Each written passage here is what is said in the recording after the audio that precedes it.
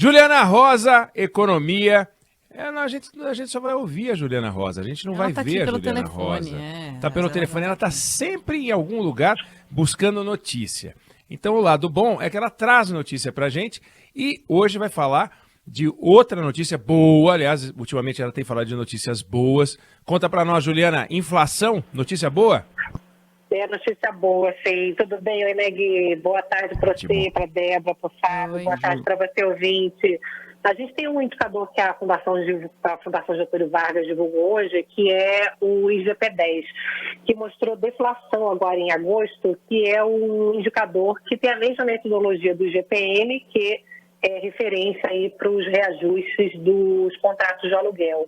E essa deflação de agosto vai na mesma direção que a gente vem acompanhando de uma tendência de alívio da inflação. Quando a gente vai olhando aqui por dentro, o levantamento da Fundação Getúlio Vargas, ele colhe os preços no atacado para o consumidor e na construção.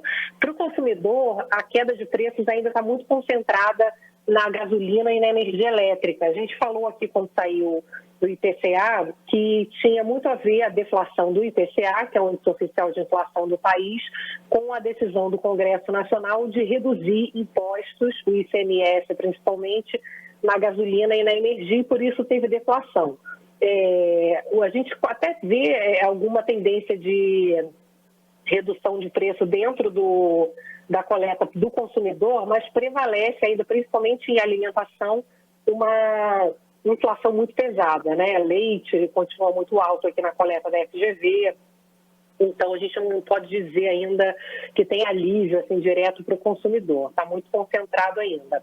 Agora, o que é importante a gente olhar é que no atacado você tem já várias quedas já bastante espalhadas, e quando você começa a ver chegando ali no atacado, né? No supermercadista, né, ali nos fornecedores, com queda de preço, é uma sinalização importante de uma tendência que vai chegar para a gente ali na prateleira, né? Então, a gente já vê queda de preço de carne, já vê queda de preço de matérias-primas da indústria, minério de ferro, o petróleo estava em queda hoje de novo. A soja estava também em queda grande aqui nas coletas do atacado. Então, é um indicador importante que mostra que continua essa tendência de redução de preços, principalmente esses preços que têm a ver com a tendência internacional.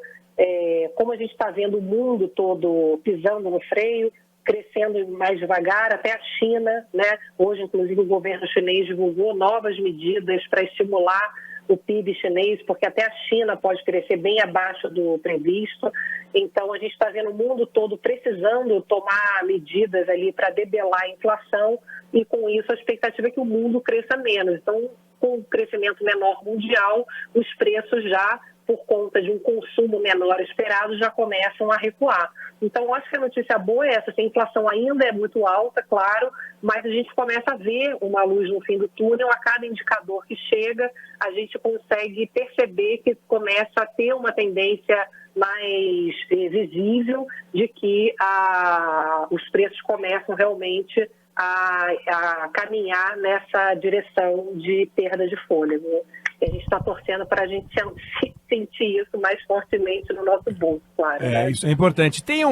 Existe uma correlação, como você falou, entre o IGP-10 apontando uma queda e a vida real das pessoas vivendo, respirando a queda, mas tem um prazo conhecido depois do qual, ou até o qual não adianta a gente esperar, mas depois do qual a gente pode contar que a queda chega na mesa das pessoas, ou então o IGP-10 ele pode apontar uma queda de inflação, dizem que é um índice muito ligado, né, à variação do dólar, por exemplo, mas que ele pode produzir uma surpresa ou então a vida das pessoas não retratar isso.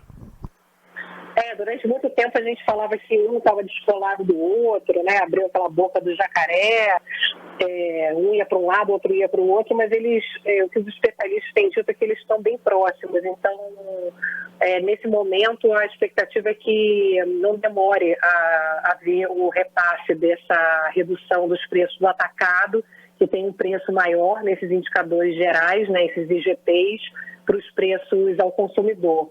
A grande dúvida que eu sinto nesse momento, né, é que não está muito ainda claro se o mundo vai conseguir o cenário ideal, que é fazer o tal do pouso suave, que é puxar a economia para baixo, puxar a inflação para baixo, sem puxar tanto para baixo a economia a ponto de entrar em recessão, né? Porque o que a gente está vendo hoje no dólar, por exemplo, é que o mundo começou a ficar com muito medo da economia americana, principalmente, está tão aquecida de que os Estados Unidos tenham que, para puxar a inflação para o patamar que eles precisem, né, puxar ele mais para baixo, eles têm que levar a economia para uma recessão. E aí, para a gente que é exportador de commodities, a gente quer que baixe os preços de petróleo, né, de minério, enfim, de preços de agrícolas e tal, mas não tanto, porque senão a gente também cresce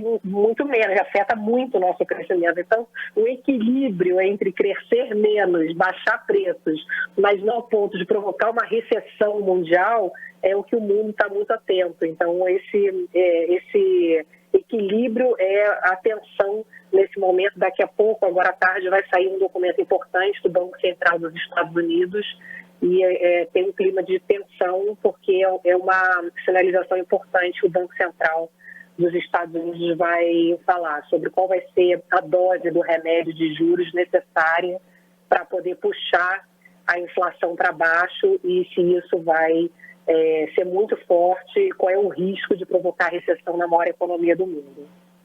Vamos acompanhar a economia, Juliana Rosa, que volta a conversar com a gente amanhã. Valeu, Juliana. Beijo. Um beijão.